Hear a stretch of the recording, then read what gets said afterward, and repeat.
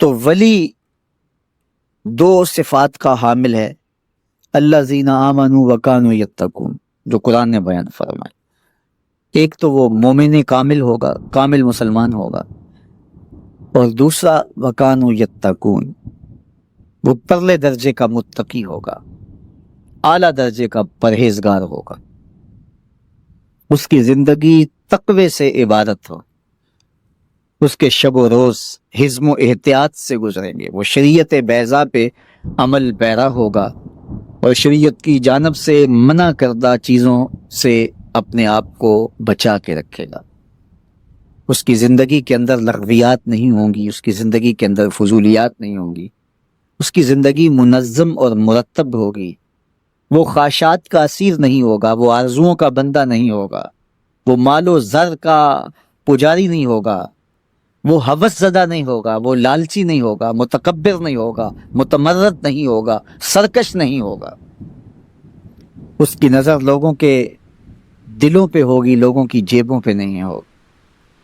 وہ خواہشات کی دنیا کا باسی نہیں ہوگا، بلکہ وہ اللہ کے قرب کا متلاشی ہوگا، اور قرب کی جو منزل اسے میسر ہے اس سے وہ آگے جانا چاہے گا۔ اس کی آرزو یہ ہوگی کہ مجھے اللہ کی قربتیں اور نصیب ہوں، ہر لہجہ نیا طور نئی برکے تجلا، اللہ کرے مرحلہ شوق نہ ہوتا ہے۔ وہ آگے بڑھتا رہے گا، آگے بڑھتا رہے گا۔ اس کی آرزو یہ ہوگی کہ مجھے اللہ کا جتنا قرب نصیب ہو جائے وہی میرے لیے غنیمت ہے، اور وہی اس کی زندگی کا مطمع نظر ہے، اس کی زندگی کا سرور، اس کے باطن کا جمال بس اسی میں ہے کہ اسے اللہ کی قربتیں حاصل ہوں اور وہ رضا الہی کے لیے کوشاں ہوگا۔ مخلوق اس کے گرد جمع ہو، لوگ آئیں، وہ ان کی ضرورتیں ہیں، لیکن اس کی ضرورت نہیں ہوگی۔ اس کی ضرورت رب کی رضا ہے، اور آنے والی مخلوق پر شفقت اس کا مزاج ہوگا۔ آپ خلاصہ تصوف کا سننا چاہیں، اللہ کے ولی کا مزاج دیکھنا چاہیں، تو ان دو جملوں میں ہر شے سمو دی گئی ہے۔ التعظیم لامر اللہ والشفقۃ علی خلق اللہ، اللہ تعالیٰ جل شانہ کے احکام کی تعظیم، اللہ تعالیٰ کے جانب سے جو حکم بندے کے اوپر عائد ہوتے ہیں ان کی تکریم اور ان کی تعظیم کرنا، یعنی ان کو بجا لانا تعظیم و تکریم کے ساتھ۔ اور دوسرا والشفقۃ علی خلق اللہ، اللہ کی مخلوق کے ساتھ شفقت سے پیش آنا، مخلوق کے ساتھ رویے خوبصورت ہونا، حقوق اللہ اور حقوق العباد دونوں کی خوبصورتی کے ساتھ ادائیگی، یہ اللہ کے ولیوں کا شعار ہے۔ وہ اللہ کے حقوق کو بھی پامال نہیں ہونے دیتے اور اس کی مخلوق کے حق کو بھی پامال نہیں ہونے دیتے۔ اور حقیقی صوفی وہی ہوتا ہے جو اپنے رب کے حقوق کی بھی پاسداری کرے اور لوگوں کو بھی اذیت نہ دے اور لوگوں کے حقوق کا بھی پورا پورا خیال رکھے۔ اس کا وجود ضرر کا سبب نہ ہو، نفع کا ذریعہ ہو۔ اس کا وجود لوگوں کے لیے ہدایت کا سبب ہو، گمراہی کا سبب نہ ہو، اور وہ لوگوں کے لیے راحت اور رحمت کا ذریعہ ہو، زحمت کا سبب نہ ہو۔ تو اللہ کا ولی ایمان اور تقوی کے نور سے مالا مال ہوتا ہے۔ چونکہ نبی اپنی نبوت کا اعلان کرتا ہے، ولی اپنی ولایت کا اعلان نہیں کرتا۔ نبی کے اوپر لازم ہے، واجب ہے کہ وہ بتائے کہ میں نبی ہوں، لیکن یہ چیز ولی پر نہیں ہے۔ وہ تو کوشش کرتے ہیں کہ لوگوں کی نگاہوں سے چھپ جائیں، لوگوں سے پوشیدہ رہیں۔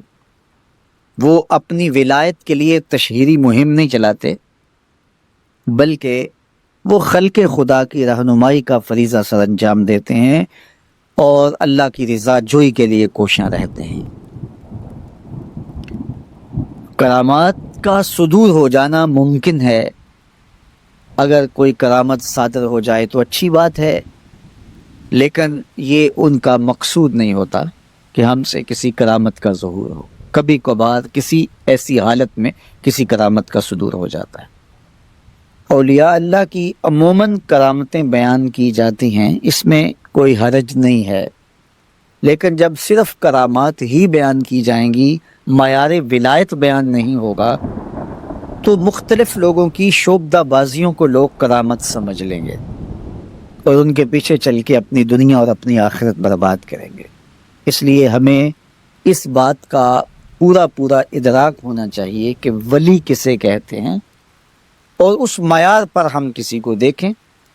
اس کے باوجود اس کا معاملہ اللہ کے ساتھ ہے۔ عقیدوں کے اندر جب غلوف پیدا ہوتا ہے تو اغیار کی سازشوں کا ہم نادیدہ اور دیدہ طور پہ شکار ہو جاتے ہیں۔ اقبال نے کہا تھا کہ تو کہ نشناسی خفی راز جلی ہوشیار باش، اے گرفتار ابو بکر و علی ہوشیار باش۔ کہا تو نہیں جانتا کہ تیرے ساتھ کیا کھیل کھیلا جا رہا ہے، ابو بکر اور علی کو آپس میں مقابل کھڑا کرنے والے ہوشیار ہو جا۔ یہ اغیار کی سازش ہے، یہ دونوں کرنیں سینہ محمد عربی کی ہیں۔ ابو بکر بھی حضور کے ہیں، علی بھی حضور کے ہیں، عثمان بھی حضور کے ہیں، اصحاب بھی رسول کے ہیں، اہل بیت بھی حضور کے ہیں۔ ہم ان کی چوکھٹ کے فقیر بھی ہیں اور ان کے در کے بھی غلام ہیں۔ ہمیں تو ان کی وساطت سے دین ملا ہے، ہم ایک کا نام لے کر کے دوسرے کی نفی نہیں کر سکتے۔ سید علی المرتضیٰ فرماتے حضور نے میرے بارے فرمایا یہلک فی رجلان محب مفرط و مبغض۔ علی تیرے معاملے میں آ کے دو لوگ برباد ہوں گے۔ تیرا معاملہ حضرت عیسیٰ والا معاملہ ہے۔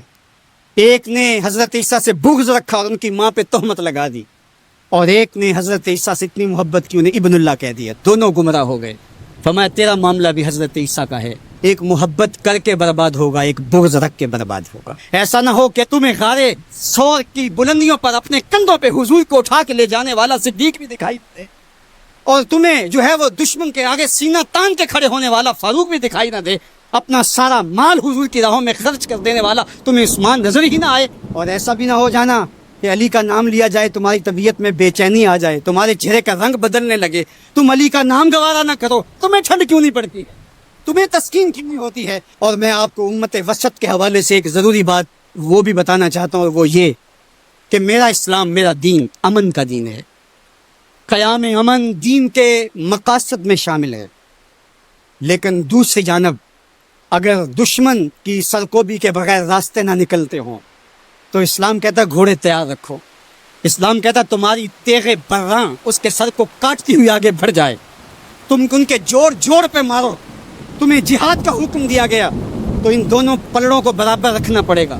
کہیں ایسا نہ ہو کہ تم امن کی بات کرتے کرتے جہاد کو ہی بھول جاؤ، اور ایسا بھی نہ ہو کہ تم جہاد کی بات کرتے ہوئے امن کا مذاق اڑانے لگو جو کہ دین کے مقاصد سے ہے، جبکہ جہاد بھی امن کے قیام کے لیے۔ آپ فقہا سے پوچھیں، فی نفس ہی قتال قبح ہے، حسن نہیں ہے، فی نفس ہی۔ لیکن یہ حسن کیسے ہوا؟ لغیر ہی ہوا، یعنی چونکہ قتال سے پھر پائیدار امن آئے گا، لہٰذا یہ مجبوری قبول کر لی گئی۔ تو اصل امن ہے، امن کے قیام کے لیے جہاد کیا گیا، اور اس میں تمہارا نفس نہیں آنا چاہیے۔ حضرت علی کے منہ پہ تھوک دیا جاتا ہے، پیچھے ہٹ جاتے ہیں چھاتی سے، کالی کا نفس شامل ہوئے۔ یہ ہمارا دین ہے، شہادت ہے مطلوب و مقصود مومن، نہ مال غنیمت نہ کشور کشائی۔